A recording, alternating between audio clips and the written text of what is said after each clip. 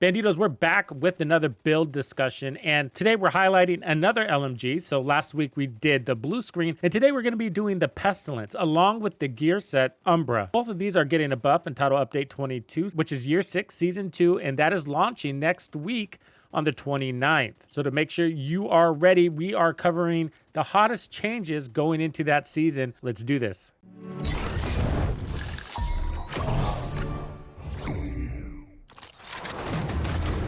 Piece of shit wristwatch. The Pestilence is probably one of the best designed, if not the best designed exotic in the Division 2. It's perfectly on brand. It just says the Division 2, everything about it. It's more than just power, it is unique. It delivers something called the Plague of the Outcast, and so it hits apply debuff, dealing 100% weapon damage over 10 seconds. This stacks up to 50 times. And whenever an enemy dies with this debuff, 100% of the stacks are transferred to a nearby enemy within 25 meters. We call this a waterfall effect. And so then when that enemy dies, it'll transfer again, and so on and so forth, as long as the transfer and death happens every 10 seconds. And sometimes you have to give them a little lead encouragement, if you know what I mean. And what's really cool is you can have multiple waterfall effects happening at the same time. Now, this weapon isn't new. It's a classic, and it's one you gotta have. It's a fan favorite, really. So let's talk about the changes coming. So as far as the talent, it's staying where it is. It's the weapon itself that's changing. They're not really buffing the Pestilence directly. What they're doing is buffing the LMG that it's built on, and then they're aligning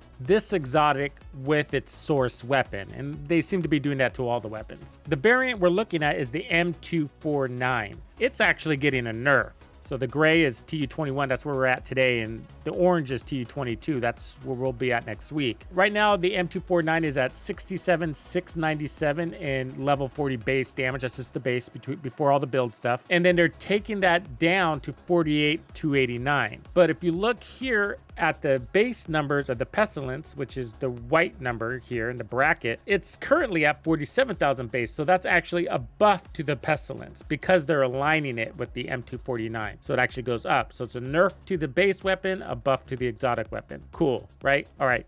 Or what's even better are the other changes they're making. Look at the RPM. That's crazy. It's going from 550 RPM to 850 RPM. That's nuts. That makes it one of the fastest LMGs in the game. Not the fastest, but, you know, up there. We're gonna have the same mag size still, and then the reload time gets just a little bit better, a tick better, same everything else. So RPM, besides a great DPS metric, it's also really good for the Plague of the Outcast because you have to build all 50 of those stacks to get maximum tick out on that target. Otherwise, you're sort of delivering partial damage. So you really want to load up every target with full set of 50 stacks. So it's best to fixate on a target, load him up to 50, and then move on to the next target if you're going to try to start 2 waterfalls at the same time. So an additional 300 RPM is a lot, and it's going to go a long ways to helping that happen. More importantly, it's actually going to add to your survivability. One of the hard things about LMGs, and especially in Legendary, is that you have to hang out of cover firing for long periods of time, which sounds awesome, but since the enemies are so tanky, they punish you for doing so because they can take that damage to the face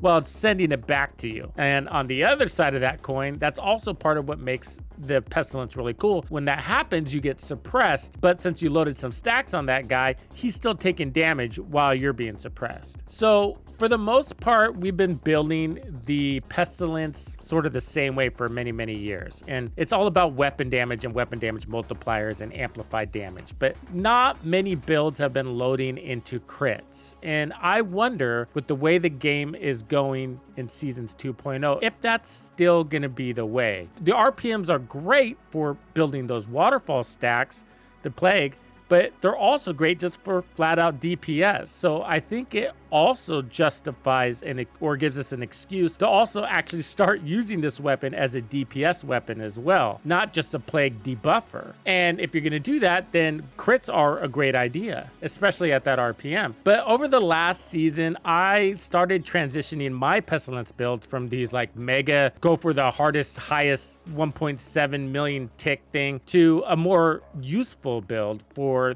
the type of content that we're actually playing. The ticks are what make this weapon weapon special, but that enemy needs to die. And the ticks are actually a slow way to kill him. When you combine your debuff with your crit, you'll get a better time to kill than if you just load him up with stacks, no matter how high they are, and just kind of watch him melt. You might as well put a couple of bullets in him. And when you're getting rushed and you don't have stacks out there, stacks aren't going to be doing anything. You need some crits to fall back onto. Anyways, you could argue for both cases. I love building waterfalls too, and I'm going to continue to do that. But I think going forward, I'm going to start balancing this out with crits. And that's also a perfect segue for the Umbra Initiative build, which is also getting a buff. Of course, all of these details are subject to change, but this is where the devs left it off last. So first, let's just walk through what this Umbra Initiative beast does. It's a crit setup, but it's a hybrid. Unlike Striker, which is pure damage, this one gives you damage plus recovery. So let's go through the details here. So we got crit chance and reload speed as our brand bonuses. And then when you're running 4 pieces, you're gonna get something pretty neat. It's called From the Shadows into the Light. It's pretty convoluted with all these details, but basically when you're in cover, you're building offensive stacks and you get 50 of those at base. Those offensive stacks are crit damage at 1% and then an increase in RPM at 0.3, which ends up being 15% RPM at 50 stacks. And then it's 50% crit damage at full stacks. And then when you're out of cover, you start building up to 50 stacks of armor regen, but you can't use that armor regen until you get back in cover. It's an in and out of cover type of gear set, which actually plays really nice with this game. But there are some caveats to that, and we'll kind of discuss that a little later on. So when you get back into cover, that 50 stacks of 0.8% ends up being 40% armor regen over 10 seconds, which is really good. So for the most part, we run crits on this, and the chest and the backpack are actually quite appealing for the Umbra Initiative gear set, especially the chest. Finally, a gear set that gives us a chest alternative. This one has been good from the get-go. So increase max stacks from the shadows from 50 to 100 and stacks gain from 10 to 20. So the limit goes up to 100. So your time to build those stacks doesn't increase with the increase of your limit. That makes sense. So it's the same 10 seconds. So that basically doubles everything. So instead of 50% crit damage, you now have 100% crit damage, which is crazy. And instead of 15% RPM, you're now at 30% RPM. So pretty good deal, right? Well, the truth is, with all of that going on, it was still less DPS than what Striker was giving. And it should be, because there's other benefits like heals. This is a hybrid where Striker doesn't give you any other benefits besides DPS. However, you could also argue, well, this one should be stronger in DPS or at least equal to it, because you also have to jump through a bunch of hoops in order to earn this DPS, where Striker, you don't. Striker, you could just point and shoot. In my opinion, this should be stronger than Striker by concept, by the way they've designed this game, because everything in this game punishes you for playing out of cover, and this gear set is designed for you to play in and out of cover. So it's high risk, high reward, and it's mechanical. So because you're jumping through hoops and because it incorporates a high risk, high reward element, like playing out of cover, it should be giving you more damage than Striker. Now, I don't think that's going to be the case, but let's go through the changes that they made, because they're good. This is at least going to close in the gap between Umbra and Striker and make this much more of a contender going forward. So here's the buff. 4-piece talent.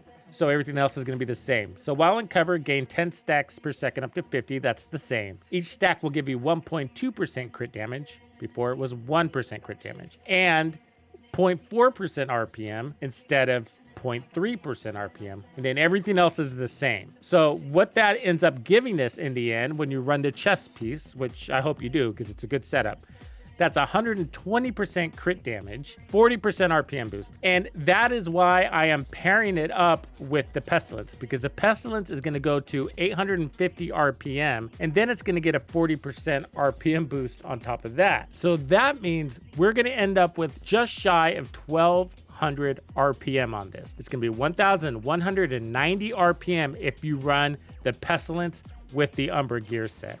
On top of that, your crit damages are going to be crazy. So on this setup, and this isn't like tippity top crit damage, by the way. So with the chest piece, which isn't showing here, it's going to be 91 plus 100. So right now, as it sits before the update, that's 192% crit damage. Respectable on a Pestilence build, so you know. And so because of the 20% increase in crit damage on the Umbra gear set, and when combined with the chest piece, that ends up putting us to 212% crit damage as I have it built. Now, you'll be able to go higher if you want to. You know, you can run Cheska in the backpack or Grupo, and then I'm running the Eagle's Grasp gloves. You could also run the Contractors, obviously, and or you could run something like Grupo or Cheska here as well. So you can push this up even higher, and this is how I like to run it right now. All right, before we show you what this bad boy can do, let's go ahead and take a look at all of the stats as I have it put together. So weapon damage and crit chance doubled there for the mask. Like I said, I'm running the chest, and I have weapon damage and crit chance, and then crit damage. Crit damage on the holster for the knees,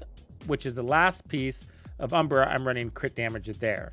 I'm running 2 blue cores for 1.1 million in armor. The gloves, I decided to run the Eagle's Grasp, and it's giving me a little larger mag because the mag is sizable at 100 rounds. That pushes me to 115, which I find to be pretty helpful. But the Contractor's gloves are nice and also add to your ticks as well. But for me, power isn't the issue I run into with the Pestilence that has this much red on it. It's more of the reloads and the reload pain, and that's not going away next season. I have an armor core on this, and crit chance, and then 15% weapon handling. So we get a larger mag and I get more weapon handling. And for the backpack, I'm running the Palisades for 10% armor on kill, and then I have crits, and then I'm running Vigilance. So Vigilance is a nice buff to both your crits, weapon damage, as well as the Pestilence, because the Pestilence is directly impacted by increases in weapon damage. And so all of the crits on the build and the blue cores on the build are not going to help the ticks or the Plague of the Outcast. But with the content in the Division 2, I find builds with some survivability are a great add to quality of life. And so we have 20% armor on kill, and then 40% armor regen when we're in cover. But we're gonna have to get out of cover to shoot, so it's gonna come and go. And I wanna be able to heal often. As far as skills, I'm running the Banshee, and then I have a Reviver Hive. You could also run a Decoy and a Fixer. Either one is good. I'll go ahead and run the Decoy here. Throwing out the Decoy allows you to put out more shots. Then looking at the stats again, I am maxed out at crit chance, and then crit damage, we're gonna be up to 210% this coming season. So there's more of a reality in how the Pestilence plays out. It's really nice to run Glass Cannon and Vigilance and, you know, all these red crazy LMG damage builds to get some really nice buffs out there, but the content just really, you know, it's not as practical of a build as you would think. Some people really like it. Some people might find that a miserable way to play. The thing about the Pestilence, and that's still going to be here with this coming change, is the reload, except now it's going to get worse. Although they've changed the reload for the better, it's a tick. It's only a tiny change, not enough to move the needle for your survivability. So with the higher RPM, that means you're going to be spending more time reloading than you are going to be shooting. Before, you spent a lot of time shooting, which in a way was bad because that also meant you were taking a lot of incoming damage, and because everybody was building into these Glass Cannon all red Pestilence builds, there just wasn't really great survivability and required a real particular way to play with this. The downside is when you go into reload now and in the future, since the reload time is going to be the same, that's when the enemies move in on you. That's when the flanks come, and that's when the grenades come, and that's when the suicide drones come and the rushers come. They all come when you're reloading, which you're doing a lot with the Pestilence and for a long time. So it invites a lot of incoming damage that way. It invites the possibility of being overrun. And some of that is because ticks, no matter how high they are, is a slower way to kill the enemy than if you just burnt them down with your gun. So that's where the good news is around this weapon. I think turning the Pestilence into more of a shooter is a good idea. Instead of the waterfall being at the forefront of the weapon, it should be a complement to the weapon. And I think that's what we're going to see going forward. Every weapon has its thing in this game, and with this one, you just want to account for those reloads. That could be the difference between enjoying this weapon or hating it. Now let's talk about the Umbra Initiative. A lot of people enjoyed the Umbra Initiative. I did, but why don't a lot of people run it? It's not really the lack of damage. So although they're giving us more damage, the problem isn't really being fixed. The problem that we've had with Umbra is turns out to be somewhat situational. In certain legendary missions, especially, there's just not really good cover to pop in and out of. So what ends up happening is your offensive stacks drain and you have nowhere to stack those offensive stacks again, especially when you're getting pinned down. So when you're pinned down, you're building all those offensive stacks, but you're having to blind fire. And even if your weapon is great at blind firing, you're shooting without your stacks and you've exhausted your defensive stacks. So you're not even getting those anymore because you've been pinned down for so long. You have to get out of cover in order to use your stacks. And although you can do that with the Pestilence, you can just stand up behind cover. When there's 3 chungas shooting at you, it's just not a good idea. And so what are you gonna do there? Well, you're gonna have to take on those chungas without your damage. Fine, we'll do that. Just a base set of crits and whatever red cores we have, that invites you to get overrun by those chungas because you're not at full tilt. In other words, when you need your peak damage, it's not there. And this happens most at the more difficult moments in this game. Now, one of the other problems with Umbra is that the mechanics of the game doesn't recognize you're in cover. So in order to get to 100 stacks at 20 stacks per second, that's 5 seconds, but it takes the game about 1 second to recognize that you're actually in cover, so it ends up being 6 seconds.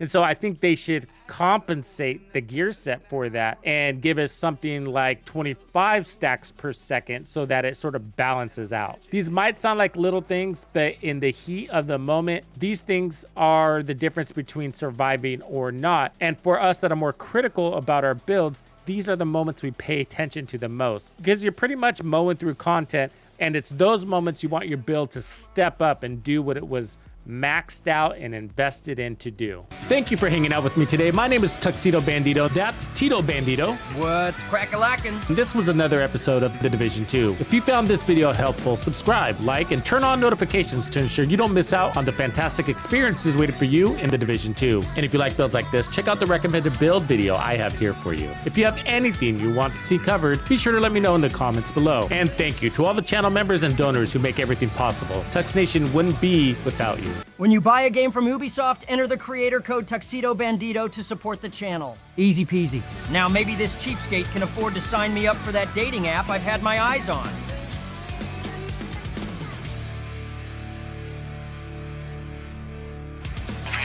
Follow me. I get it.